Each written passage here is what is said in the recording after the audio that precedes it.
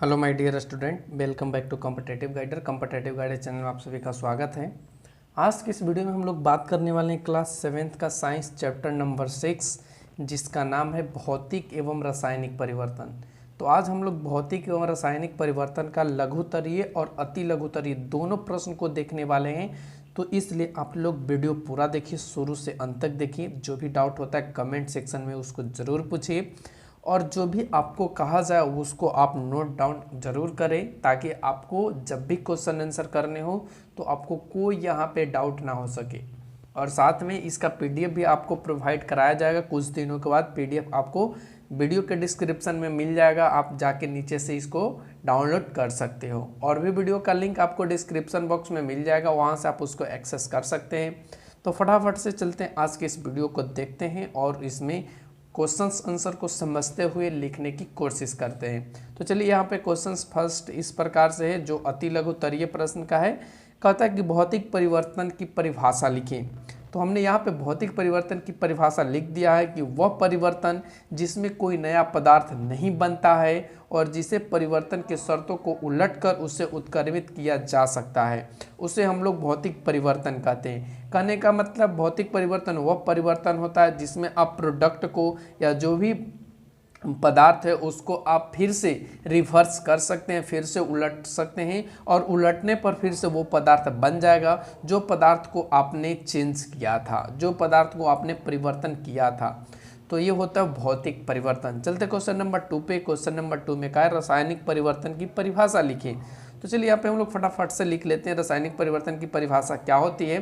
तो यहाँ पे हमने उत्तर में लिखा है कि वह परिवर्तन जिसमें एक या एक से अधिक नए पदार्थ बनते हैं और जिसे परिवर्तन के शर्तों को उलटकर उत्क्रमित नहीं किया जा सकता है, उसे हम लोग रासायनिक परिवर्तन कहते हैं। कहने का इसका मतलब क्या है कि वह परिवर्तन को हम लोग रासायनिक परिवर्तन कहेंगे जिसमें एक वस्तु से अन्य वस्तु बन सकता है या अन्य पदार्थ बन सकता है। जैसे कहें तो दूध से हम लोग दही बना लेते हैं, दूध से कहें तो पनीर बना लेते हैं, दूध से कहें तो मक्खन, यानी सारी चीज़ बना लेते हैं। तो यहाँ पे दूध से जो भी बन रहे हैं इसको हम लोग कहेंगे क्या, तो रासायनिक परिवर्तन। और ये भी आप देख सकते हैं कि दही से आप दूध नहीं बना सकते हो, यानी जब इसको पलटोगे यानी उलट करके काम करोगे तो ये यहाँ पे वो चीज़ नहीं आएगा जो चीज़ पहले था। तो इस चीज़ को हम लोग कहते हैं रासायनिक परिवर्तन। चलते क्वेश्चन नंबर 3 पे। क्वेश्चन नंबर 3 में हम लोगों से पूछा यहाँ पे कि दूध से दही बनता है, यह परिवर्तन कौन सा है या ये किस तरह का परिवर्तन है। तो यहाँ पे हमको बता देना है कि आप भौतिक या रासायनिक। तो ये सिंपली रासायनिक है, क्योंकि आप दूध से दही बना सकते हो लेकिन दही से दूध नहीं बना सकते हो। चलते क्वेश्चन नंबर 4 पे। 4 में कहा है, क्या लकड़ी के बोटा को टुकड़ों में काटना एक भौतिक परिवर्तन है। आपको बताना है। तो देखो, आप लकड़ी के बोटों को काटते हो तो वो भौतिक परिवर्तन है, क्योंकि लकड़ी को बोटे को काटते हो तो वो कोई अन्य पदार्थ में चेंजिंग नहीं होता है, वो अन्य पदार्थ में नहीं बनता है। तो यहाँ पे लिखेंगे हाँ, भौतिक परिवर्तन है। क्यों, तो हमने आपको समझा दिया, क्योंकि लकड़ी के बोटे को यदि आप छोटे छोटे टुकड़े में काटते हो तो उससे क्या देख रहे हो कि यहाँ पे कोई और नया पदार्थ नहीं बन रहा है, जिसके कारण लकड़ी का बोटा भौतिक परिवर्तन है। लकड़ी के बोटों का कटना भौतिक परिवर्तन है। चलते क्वेश्चन नंबर 5 पे। 5 में पूछा है, क्या सभी भौतिक परिवर्तन उत्क्रमणीय है, यदि नहीं तो एक उदाहरण दे। तो इसका देखो, अब यहाँ पे समझो कि भौतिक परिवर्तन उत्क्रमणीय, उत्क्रमणीय का मतलब जिसको उलट के आप फिर से प्राप्त कर सकते हो उसे हम लोग उत्क्रमणीय कहते हैं। तो भौतिक परिवर्तन में तो ऐसा होता है, लेकिन कुछ ऐसे भौतिक परिवर्तन है जिनमें ये चीज़ नहीं होता है। तो ये आपका है लकड़ी का कुन्नी। यदि आप लकड़ी के कुन्नी यानी जो लकड़ी जिस समय कारपेंटर उसको छीलता है, तो छीलने के बाद जो उसका छिलका प्राप्त होता है, उस छिलके से फिर से क्या लकड़ी बनाया जा सकता है, तो बिल्कुल नहीं बनाया जा सकता है। तो यहाँ पे कह सकते हैं कि नहीं, सभी भौतिक परिवर्तन उत्क्रमणीय नहीं है, जिनमें आप लकड़ी का कुन्नी एग्जाम्पल के रूप में दे सकते हैं। चलते क्वेश्चन नंबर 6 पे। क्वेश्चन नंबर 6 में कहा है कि चीनी को गर्म करने पर वह झुलस जाती है, यह कैसा परिवर्तन है। तो देखो, चीनी को आप जब गर्म करोगे तो ये विलयन बनेगा, यहाँ पे विलयन बनेगा, और उस विलयन को यदि आप गर्म करोगे तो वो फिर से वो वाष्प के रूप में जो पानी है वो क्या हो जाएगा, वो सोख लेगा और उसके बाद फिर से हमको चीनी प्राप्त हो जाएगा। तो ये कौन से परिवर्तन है? भौतिक परिवर्तन। चलते क्वेश्चन नंबर 7 पे। 7 में हम लोगों से पूछा है कि नमक का जल में घुलना एक भौतिक परिवर्तन है, क्यों? व्याख्या कीजिए।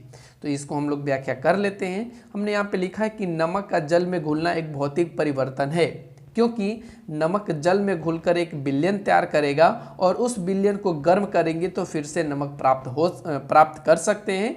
तो इस कंडीशन में यह एक भौतिक परिवर्तन हुआ। चलते क्वेश्चन नंबर 8 पे। 8 में कहा है कि जब बेकिंग सोडा पर नींबू का रस डाला जाता है तब बुलबुले बनते हैं। बनने के साथ साथ एक गैस मुक्त होती है। यह किस प्रकार का परिवर्तन है? व्याख्या कीजिए। तो व्याख्या करने वाले थोड़ा लॉन्ग होंगे क्योंकि यहाँ पे आपको बताने हैं शुरू से लेकर अंत तक के कि कैसे कैसे ये प्रक्रिया होता है, तो ये व्याख्या कहलाता है। तो चलिए हम लोग देख लेते हैं इसका उत्तर। हमने उत्तर में लिखा है नींबू रस बेकिंग सोडा अभिक्रिया कर कार्बन डाइऑक्साइड गैस बनाता है और ये मुक्त भी करता है, बाहर निकाल देता है। जब कार्बन डाइऑक्साइड को चूना जल से अभिक्रिया कराई जाती है तो ये कैल्शियम कार्बोनेट बनाता है। ध्यान रखेंगे, जब कार्बन डाइऑक्साइड को आप अभिक्रिया करा दीजिएगा चूना जल से तो ये कैल्शियम कार्बोनेट बनाता है, जिसको आप लोग दूधिया भी, ये चूना जल को दूधिया बना देता है, व्हाइट बना देता है। अभिक्रिया के शर्तों को यदि परिवर्तित कर इस अभिक्रिया को उत्क्रमित नहीं किया जा सकता है। यानी जैसे ये चूना जल बना तो इसको आप फिर से आप नींबू रस नहीं बना सकते हो, फिर से एक कैल्शियम कार्बोनेट जो है वो कार्बन डाइऑक्साइड नहीं बन सकता है। तो इस अभिक्रिया को हम उत्क्रमित नहीं कर सकते हैं और जिस अभिक्रिया को उत्क्रमित नहीं कर सकते हैं वो अपकार रासायनिक अभिक्रिया होता है, रासायनिक परिवर्तन होता है। तो यहाँ पे इसका सही जवाब हो जाएगा रासायनिक परिवर्तन। वीडियो पॉज करके इसका स्क्रीनशॉट लेकर या वीडियो पॉज करके आप इसको नोट भी कर सकते हो। तो चलते हैं फटाफट से नेक्स्ट क्वेश्चन की तरफ। नेक्स्ट क्वेश्चन में हम लोगों से पूछा गया है कि व्याख्या करें कि लोहे के फाटक को पेंट करना उसे जंग लगने से किस प्रकार बचाता है। तो आप जानते हो जनरली कि जंग कब लगता है? जब ऑक्सीजन और नमी दोनों की उपस्थिति होती है तो ये जंग लगता है। और जब आप पेंट कर दोगे किसी भी लोहे के फाटक को तो उस पर पानी ठहरने की या पानी रुकने की वहाँ पे स्पेस नहीं बचेगी। जैसे ही पानी उस पर गिरेगा वो नीचे गिर जाएगा, जिसके कारण यहाँ पे जंग लगने से बचा जा सकता है। तो इसका हमने उत्तर लिखा है कि लोहा ऑक्सीजन एवं नमी के संपर्क में आने पर, नमी लिखा गया है, आप इसको सही कर लेंगे नमी, ठीक है ना। तो नमी के संपर्क में आने पर लाल भूरे रंग का एक ठोस पदार्थ बनाता है जिसे हम लोग जंग कहते हैं। और जंग से बचने के लिए लोहे को पेंट किया जाता है ताकि उस पर नमी का ठहराव न हो सके, जिससे जंग नहीं लग सकता है। तो इस तरीके से आप देख सकते हैं, इसको नोट भी कर सकते हैं। चलते हैं नेक्स्ट क्वेश्चन। क्वेश्चन नंबर 10 में कहा है कि व्याख्या करें कि मरुभूमियों की अपेक्षा तटवर्ती क्षेत्रों में लोहे की वस्तुओं पर जंग लगना अधिक तीव्र क्यों होता है। कहने का इसका मतलब है कि जो मरुभूमि, जो मरुस्थलीय क्षेत्र हैं उनसे ज़्यादा जो तटवर्तीय क्षेत्र है जहाँ पे नदियाँ वगैरह हैं या जो तटीय इलाके हैं वहाँ पे वस्तुओं में जंग ज़्यादा लगता है या तीव्र गति से लगता है। ऐसा क्यों होता है? तो जाहिर सी बात है कि जंग लगने के लिए ऑक्सीजन और नमी दोनों चाहिए और मरुस्थलीय क्षेत्रों में वहाँ पे नमी देखने को नहीं मिलता है, जिसके कारण वहाँ पे जंग नहीं लगते हैं वस्तुओं में, और तटीय क्षेत्रों में जंग जल्दी लग जाता है या तीव्र गति से लग जाता है। तो इसका हमने उत्तर लिखा है क्योंकि तटवर्तीय क्षेत्रों में नमी की मात्रा अधिक होती है, जिसके कारण जंग तीव्रता से लग जाती है। चलते क्वेश्चन नंबर नेक्स्ट। अब हम लोग बात करेंगे लघुतरीय प्रश्नों को। तो आइए फटाफट से अब लघुतरीय प्रश्नों का आंसर कर लेते हैं। तो फर्स्ट क्वेश्चन में कहा गया भौतिक परिवर्तन क्या है, एक उदाहरण दो। नहीं, इसका 2 उदाहरण देना है, एक नहीं 2 उदाहरण देने हैं। तो चलिए यहाँ पे हम लोग फटाफट से लिख लेते हैं कि भौतिक परिवर्तन क्या है। तो मैंने लिखा है कि वे परिवर्तन जिनमें नए पदार्थ नहीं बनते हैं और इन पदार्थों के भौतिक गुण में परिवर्तन होता है, भौतिक परिवर्तन कहलाता है। जैसे बादल का बनना, आज बादल बन रहा है, फिर बादल फिर से समाप्त हो सकता है, फिर से बादल बन सकता है। नमक का जल में घुलना, यानी जब नमक जल में घुल रहा है तो फिर से नमक प्राप्त किया जा सकता है और यहाँ पे कोई अन्य पदार्थ नहीं बन रहा है, तो इस कंडीशन में ये भौतिक परिवर्तन है। हमने 2 एग्जाम्पल भी इसका दिया। चलते हैं नेक्स्ट क्वेश्चन। क्वेश्चन नंबर 2 में कहा रासायनिक परिवर्तन क्या है, इसका एक उदाहरण दे। तो हमने लिखा है कि वे परिवर्तन जिनमें नए पदार्थ बनते हैं रासायनिक परिवर्तन कहलाते हैं। मतलब कहने का मतलब एक वस्तु से नया वस्तु का निर्माण हो जाएगा और उससे कोई नया पदार्थ बन जाएगा, तो ऐसे परिवर्तन को हम लोग क्या कहते हैं, रासायनिक परिवर्तन। जैसे कि आप देख सकते हैं लोहे में जंग लगना, यानी जब लोहे में जंग लग जाता है तो उस पर एक भूरा परत जम जाता है और वो भूरा परत को फिर से लोहा में कन्वर्ट नहीं किया जा सकता है। दूध से दही बनना, तो दही से आप दूध नहीं बना सकते हो। तो ये सारी चीज़ आपका रासायनिक परिवर्तन है। चलते हैं नेक्स्ट क्वेश्चन। क्वेश्चन नंबर 3 में कहा है कि भौतिक एवं रासायनिक परिवर्तनों के साथ साथ होने के एक उदाहरण का वर्णन करिए। यानी कहने का इसका मतलब यह है कि भौतिक एवं रासायनिक परिवर्तन साथ साथ होने वाला एक उदाहरण आपको वर्णन करना है। तो हमने यहाँ पे एग्जाम्पल में लिया है मोमबत्ती, ठीक है ना। तो यहाँ पे लिखा है कि मोमबत्ती का जलना भौतिक परिवर्तन तथा रासायनिक परिवर्तन दोनों है।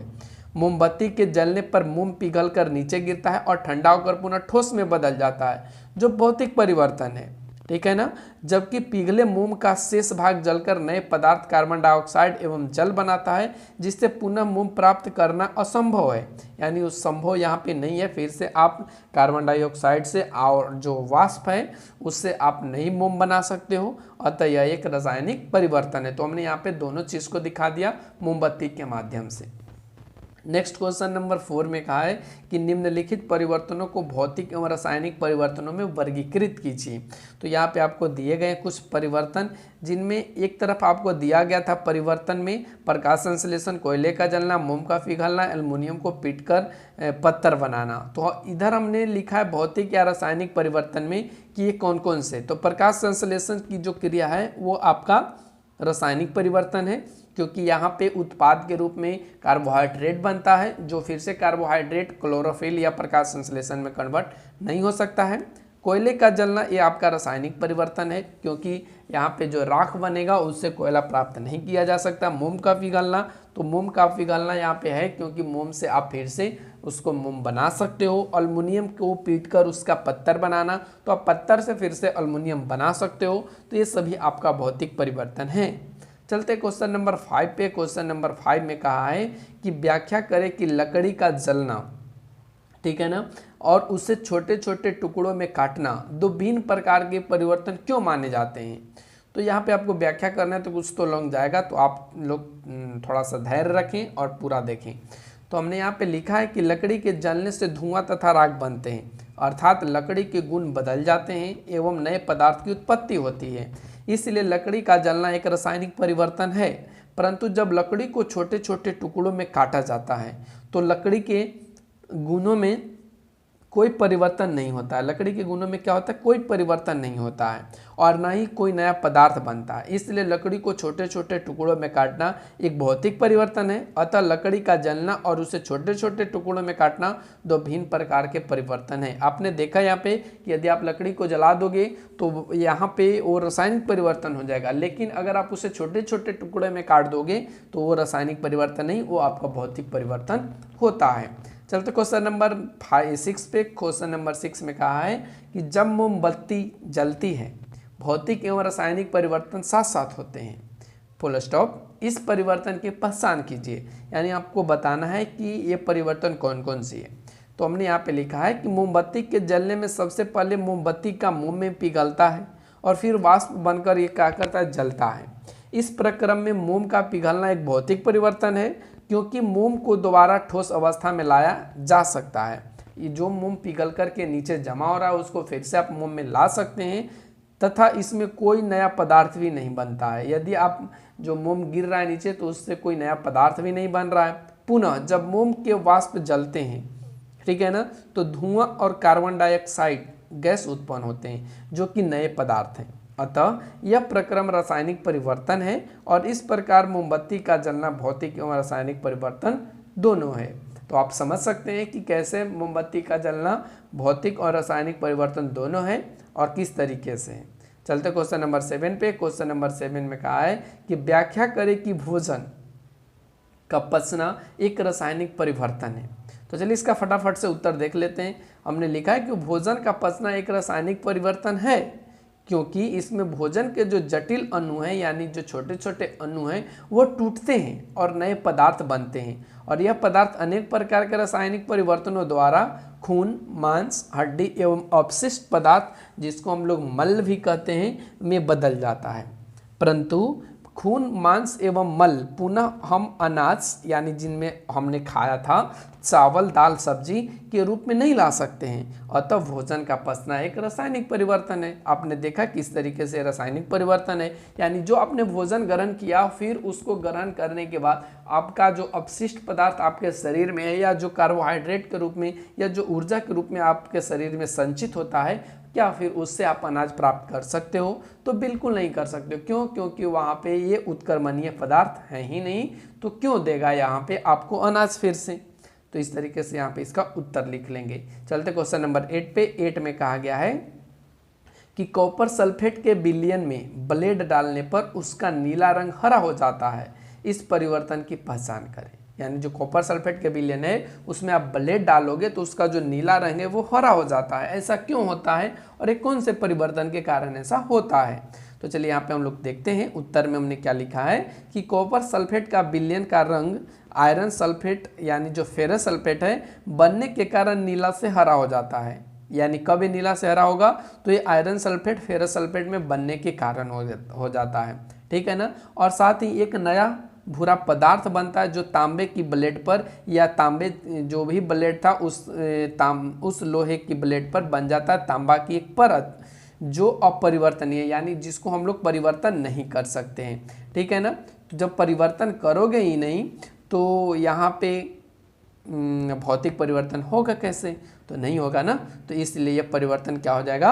रासायनिक परिवर्तन। चलते क्वेश्चन नंबर 9 पे। 9 में कहा कि एलम, जिसको हम लोग फिटकरी भी बोलते हैं, कि विलयन से उसके रवे किस प्रकार प्राप्त करेंगे? तो यहाँ पे रवा प्राप्त करने के लिए कहा है एलम से यानी फिटकरी से। तो चलिए देख लेते हैं इसका उत्तर। हमने लिखा है कि रवाकरण विधि द्वारा आप एलम प्राप्त कर सकते हैं, एलम के रवे प्राप्त कर सकते हैं, फिटकरी के रवे प्राप्त कर सकते हैं। फिटकरी तथा जो विलयन है उसको गर्म करके उससे कमरे के ताप पर ठंडा कर दें और कर लेने के बाद उसको छान लिया जाता है और छानकर अलग कर लिया जाता है, जिससे शुद्ध रूप में फिटकरी प्राप्त हो जाता है। तो इस तरीके से आप फिटकरी को प्राप्त कर सकते हैं। नेक्स्ट क्वेश्चन है क्वेश्चन नंबर 10 में कहा है कि जंग लगने की आवश्यक शर्तों का पता लगाने के लिए क्रियाकलाप का वर्णन करें। एक क्रियाकलाप आपको समझा दें तो आपके बुक में भी दिया गया है, आप उससे भी इसको आंसर राइटिंग कर सकते हैं। जनरली आपको ये बताना है कि जंग कैसे लगते हैं, कौन कौन से कारक से लगते हैं और कहाँ लगते हैं। तो इस तरीके से यदि आप बता देते हो, उसका एक वर्णन कर दोगे तो ये आपका उत्तर हो जाएगा और ये उत्तर आपको स्वयं करना है। ठीक है ना। यदि आप लोगों से नहीं होता है तो कमेंट सेक्शन में ज़रूर बताना, हम इसको करेंगे। ठीक है ना। तो आज के लिए हम लोग बस इतना ही रखते हैं। अगले वीडियो और अगले कंटेंट के साथ आपसे फिर मुलाकात होगी अगले वीडियो में। तब तक के लिए thanks for watching, take care, bye bye. और हाँ, यदि आप लोग चैनल पे नए हो तो सब्सक्राइब करते जाना, क्योंकि इस तरह का वीडियो का अपडेट आपको समय समय पर मिलते रहेगा। Thanks for watching, take care, bye bye.